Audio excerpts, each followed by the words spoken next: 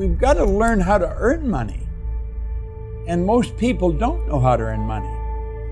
Most people think you go to work to earn money. Anybody can become a billionaire if that's what you want to do.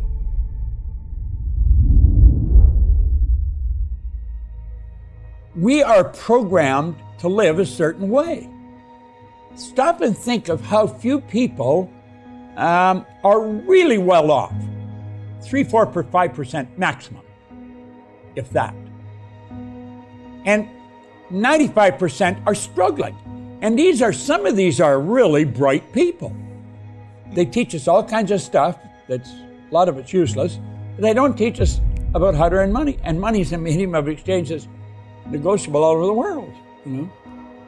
In The Science of Getting Rich, the chapter on gratitude, in it he said the entire process of mental adjustment and atonement can be summed up in one word: gratitude.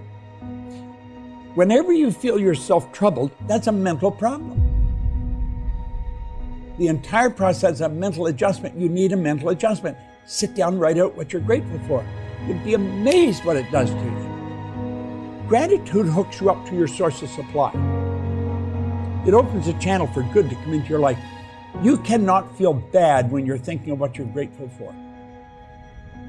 Well, your mind and body is in a vibration, and that's controlled by your thoughts. You activate cells in your brain, your mind activates cells, that sets up a vibration in the mind and body, and the vibration you set up is going to dictate what you attract. If you're troubled and you're in a bad mood, you're going to attract bad stuff to you. You're on a negative frequency. So as long as you stay in that bad vibration, you're going to attract some more bad stuff. It's just going to keep coming. And you see it happening all the time to people. The trick is really to keep yourself feeling good. Feeling is conscious awareness of vibration. The vibration is the basic law. And if you stay feeling good, in a good vibration, you're going to attract good stuff. You just magnetize yourself to stuff that's good. You are attracting what you're in harmony with. You cannot have bad without good. And if you want to feel good, start looking for what's good. And if you start looking for what's good, you're going to find it. You're going to find whatever you're looking for. And the idea to say, well, you really can't, there's so much bad going on, that attitude is not going to reward you at all. It's going to give you bad stuff. You've got to know that there's always something good. When you're feeling good, you're in a good vibration, you're going to attract good stuff to you. The truth is, not many people understand money. Very few. U.S. Anderson said, thought is the preamble to everything. He said, when we fully realize that thought causes all, we'll know there's never any limits that we ourselves don't impose. Everything starts in thought. So if you want order with money, it starts here.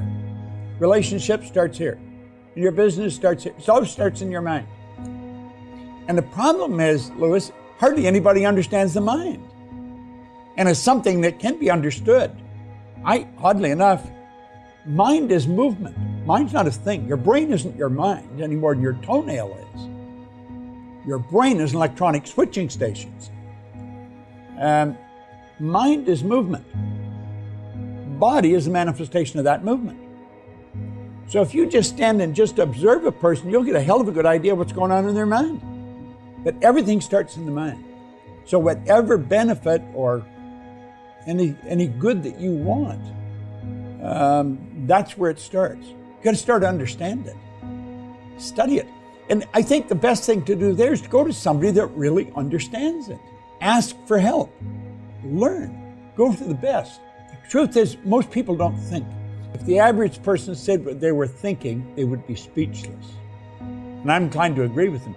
If you listen to most people, what they're saying, it's fairly obvious they're not thinking, or they'd never say what they're saying.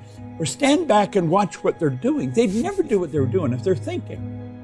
Just move into action. Don't think. It's not too late.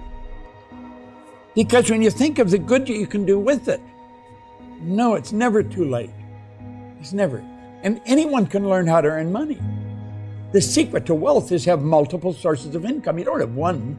You have all kinds of them. I mean, you can earn more money when you're sleeping than you could spend when you're awake. We don't really know very much about money at all. He said in every situation, between the situation and your response, there's a space. It might only be a millisecond, but in that space, you have the ability to choose how you're going to react or respond.